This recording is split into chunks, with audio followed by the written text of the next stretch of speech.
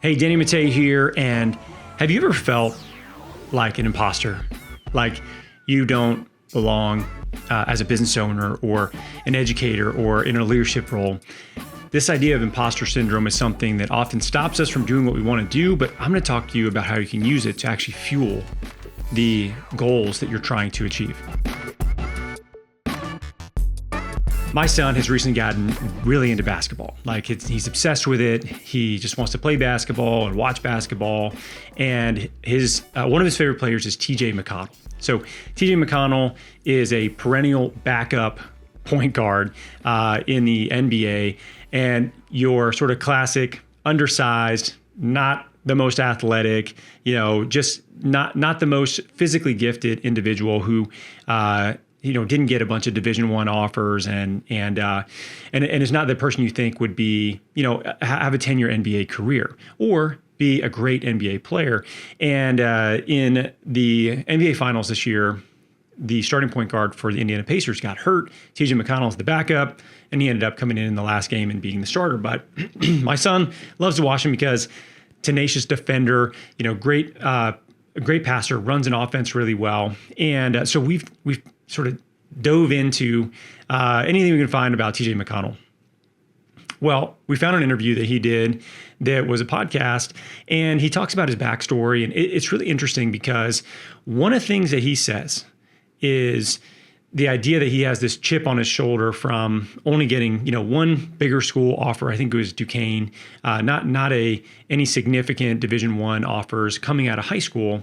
And even, going into the NBA, not somebody that was highly, sought after in a draft or anything like that, but has made a career off of, great defense, coming in, being efficient, not giving the ball up, and facilitating an offense and trying really, really hard. And he talks about the idea of imposter syndrome. And he said, if he has imposter syndrome, he's got it really bad, and he basically said he uses that to fuel him working as hard as he does to be able to stay in the NBA, be able to play with people who are far superior athletes, much bigger, faster, stronger individuals. But from a basketball IQ standpoint, from an effort standpoint, from a every day putting in the work that he needs to put in to be able to play at a level like that, nobody outworks him as far as that goes, because this idea that he is an imposter, that he doesn't belong, that it's a place that he shouldn't be.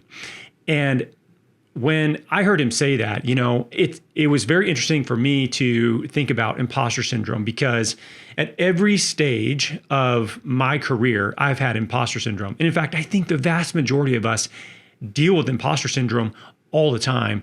And we view it as a negative thing. And it can be for sure a negative thing, because it limits your belief of what you're capable of doing. It limits your ability to take a chance on yourself, maybe with something that you really want to do in your career, business, whatever in this context. But if you take that idea of imposter syndrome, if you take this, I don't know if I belong, I don't know who am I to, charge somebody X amount to work with them? Am I a good enough clinician? This is where a lot of us start, right? I don't know if people will pay to work with me. I don't know if I'm a good enough clinician to be able to charge people out of pocket to work with me. That's where it starts.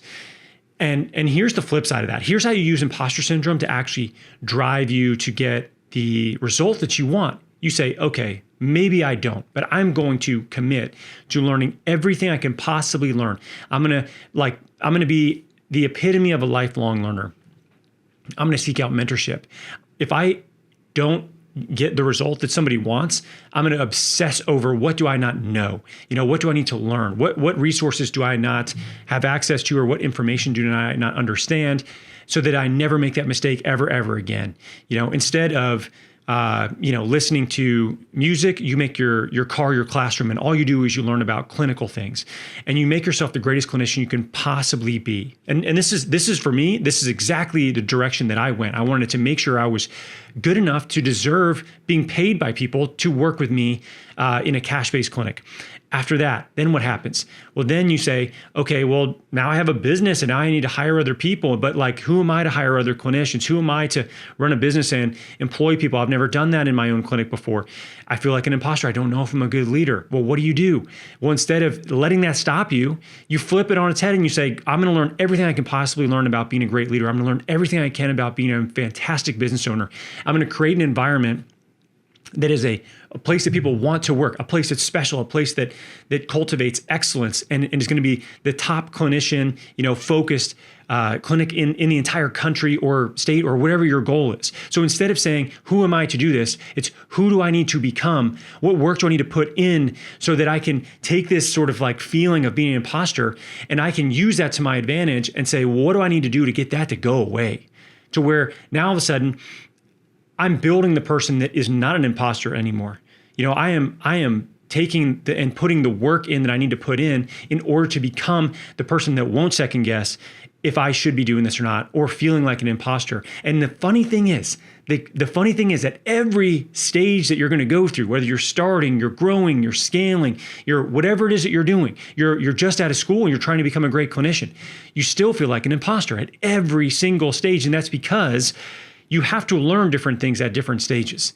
It never stops, ever. And sometimes that feels really frustrating. Sometimes it feels like you're on this hamster wheel of lifelong learning and developing, personally, professionally, forever. But that's the fucking game. That's it. That's how it goes. No matter you're playing the NBA or you're running a clinic or you're just trying to be an amazing clinician. It doesn't matter what you do. At every stage that you level up, you feel like an imposter again. And then it's up to you to make the progress necessary to squash that imposter syndrome back where it belongs. And the only way that goes away is that you put so much effort and work into it that you can't doubt yourself. And then you become the person that deserves whatever that stage is, and you don't have imposter syndrome anymore. And then it's just a matter of, do you want to go to the next stage and the next stage and the next stage? And that's up to you to decide that, right? But imposter syndrome is something that many of us deal with. And we deal with it in my experience, people have imposter syndrome. They are not arrogant. You cannot have imposter syndrome and be arrogant. You can be confident, but have the humility enough to know that you don't know things, and that's where you want to be. But if you're confident and lack humility, that's arrogance, and that gets you into a very bad spot. So that is not typically the case with people that we work with or people that I've been around. If anything, they're confident, but they're humble enough to know that they need skills. They need to improve in different areas, whatever that might be. But that can also stop them. That can stop them from taking the next step. So instead of letting you stopping you from whatever you're trying to do, look at what you need to do to become the person that would never doubt whether someone would pay you $200 an hour, or someone would want to work for your company, or someone would want to buy your company, or whatever the next stage is. Put the work in to be the person that would never doubt that. That's the path. That's where you need to go. Use it as fuel to drive you to wherever your goals are. Look, I hope this helps you. If you're dealing with imposter syndrome, don't look at it as a negative thing. It's a positive thing. Use it that way, and you'll have success because of it.